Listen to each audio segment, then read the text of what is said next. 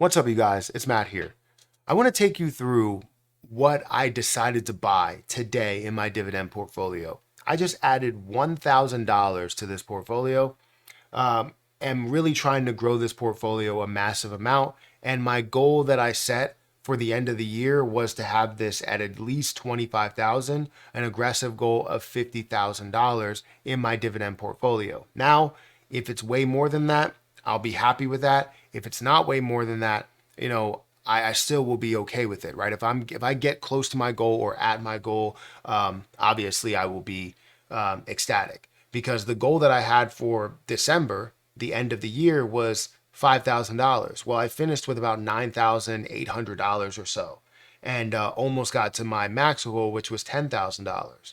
So the fact that I was able to go and get to about $10,000 worth of a dividend portfolio in a matter of 2 months means that I could possibly do the same every single month and see, maybe $60,000 that's added to the whole entire thing, which again, if it's 25,000, I'll be happy. If it's 50,000, I will be happy as well. And obviously I'll be ecstatic if it's a lot more than 50,000, because I'm looking to create consistent passive income.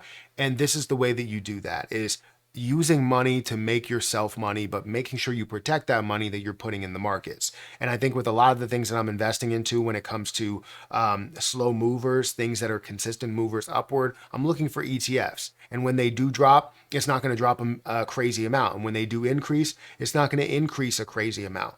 But I will have a consistent upward gainer rather than having the thing that's moving flat or consistently falling. Now, it depends which years you're investing into the markets, but typically, if you look at it in a longer scale, you're going to see that this thing is a consistent mover, right?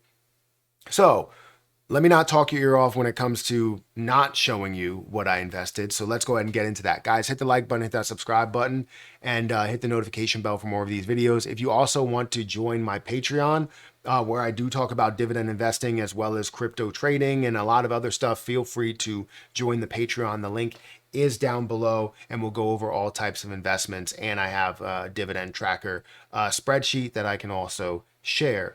But like I said, let's get into exactly where my portfolio is. So my portfolio currently stands at $11,158.43, and it's going to continue to change. I'm down 0.27% on the day. The market is not really looking absolutely amazing, but some of my positions are still looking positive today.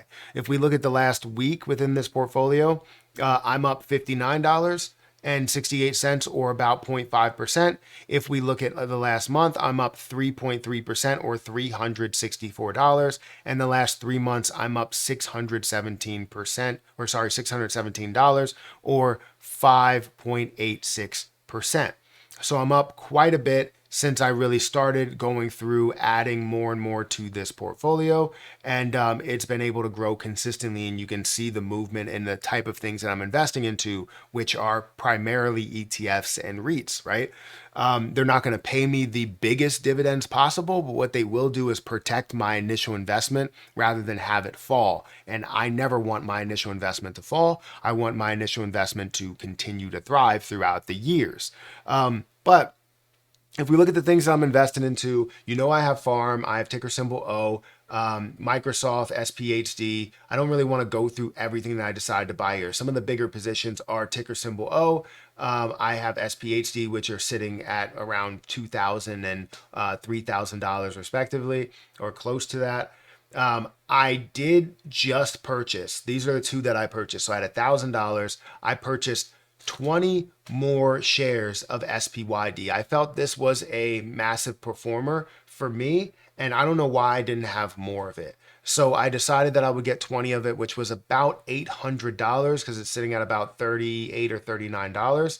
And also, I decided to buy a little bit more of SCHD, which is the Charles Schwab Dividend ETF.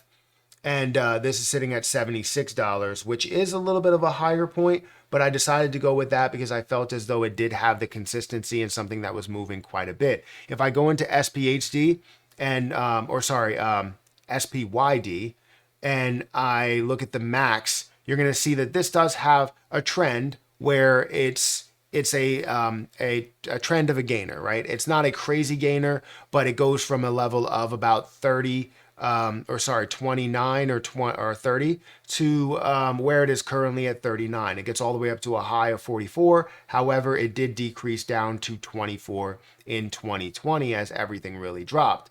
And you're going to see that kind of consistent drop in everything. It doesn't matter what you're really investing into. You'll see that in SPHD. You'll see that in the reach. You'll see that everywhere, basically. So either way, it's a consistent gainer, consistent upward movement. You could see that over that time, it is up 29%, which is not something that's crazy. Like it didn't grow 100% over that time from 2014 or 15 to now. So about 10 years or 9 years. But it is something that is a consistent gainer, and that's all I want. All I want is for it to at least stay flat. I don't want it to be at a loss. If I find something that's at a loss, there's most likely a larger chance that I will not invest into that play. I need to find something that is a consistent gainer throughout the years and will stay that way throughout the years. But if I see that it's starting to kind of fall on me and it's getting away from me, then I'll have to kind of move that over to a different play. But right now I have about $1,000, $1,174 that I invest into there. And I currently have 30 shares of this. Now I also invested a little bit into SCHD, which again is the Charles Schwab ETF. Where's that at? There it is.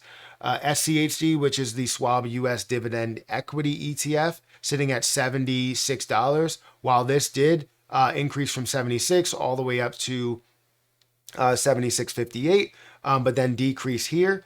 You're going to see that I'm holding $1,188.36. At an average cost of $73.18. I am up on this position because it's at 76. Now, again, I did invest more into this, and I just invested in two more, 2.2, I believe it was, because I had like 200 something dollars left. So it gave me about 2.2, which I currently have 15 shares, 15.6 shares of this. And again, I see this as that consistent gainer. You could see the growth pattern and where that was from 2012 at $25 all the way up to where it is at $72. I believe it's going to go a lot further, and we're going to see this eventually in the next 10 years at $100. But the point is, it's not only about the gain, it's also about the dividend that I'm going to be able to receive. It is a monthly paying dividend. I want basically all monthly paying dividends and less quarterly paying ones. I will have some in my portfolio like Coca-Cola and Nike and Microsoft and things of that nature. But that's what I invested into. I invested into those two plays because I see the opportunity in those and the consistent gainers within them over the time. It is giving me a 3.56% dividend yield, the 30-day yield. And then we can also look at SPYD to see what that is. I believe that sits closer to 4, maybe closer to 5. So it's sitting at a 4.55% 30-day dividend yield. I said dividend yield. So honestly, it's something where I'm always looking for those consistent gainers, never looking for those ones that are going to fall down, never looking for those plays that are going to completely collapse on you. Let me know your opinion of my portfolio and where it stands so far, if it looks good to you. Guys, hit that like button, hit that subscribe button. Just know that I'm not going to change my portfolio or my strategy based on what you do say there, but I always am open to hearing your opinion. Hit that like button, hit that subscribe button. Feel free to join the Patreon. The link will be down below. Also, if you want to sign up for Robinhood, I have my Robinhood link down below where you can help out, or Webull is somewhere down there as well. But I'm going to get out of here, and I'll catch you in the next one. See ya.